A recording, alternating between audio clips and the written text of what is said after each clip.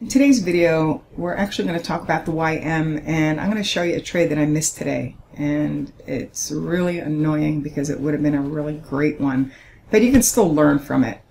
And I'm going to start by showing you that, the pattern that we were looking at this morning on the YM, this is actually a 15-minute chart. Initially, we saw a pattern of higher highs and higher lows. Okay, and what I was doing here was I was taking these prior declines and projecting them from here, looking for a possible resumption of the rally. But then we broke that support. Okay, we could not hold above that symmetry, and the market started to roll over. So what are you supposed to do with that? Well, when the market doesn't do what you expect it to do, you've got to look the other way, or look to go the other way. So for example, when you break support, do you sell it here? I mean, some people do, but what we do is we look at the pullbacks for an entry so that you have an edge. So in this case, this is what we saw. If you took the prior rally swings when it started to break down and projected them from the low, that's where the magic comes in. Okay, so here, this low to this high, we would have done this one. But the one that hit was this low to this high.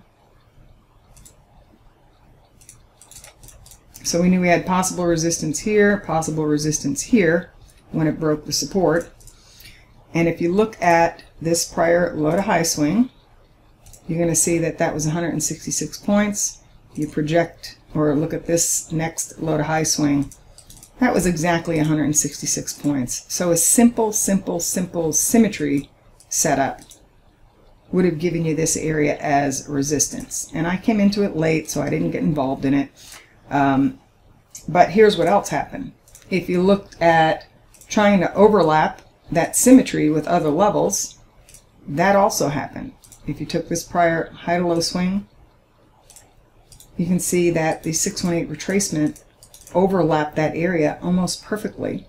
And then of course there was another 786 that overlapped the higher resistance, that we never got there.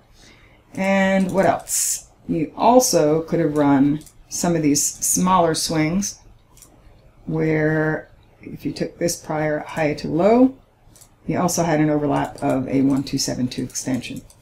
Now when it started to roll over, initially I also looked at these swings to see if we were going to hold above this support, and once that was broken, we knew that it should at least shoot for the 1272 extension on the downside.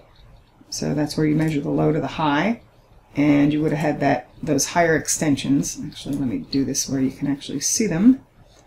So I'm going to show all projections on this low, this high. All right, so the initial targets on the downside came in here. That was target 1, this was target 2, this was target 3. So it actually made 3 targets on the downside from a simple symmetry setup, and I missed it, which I'll show you why I'm pissed.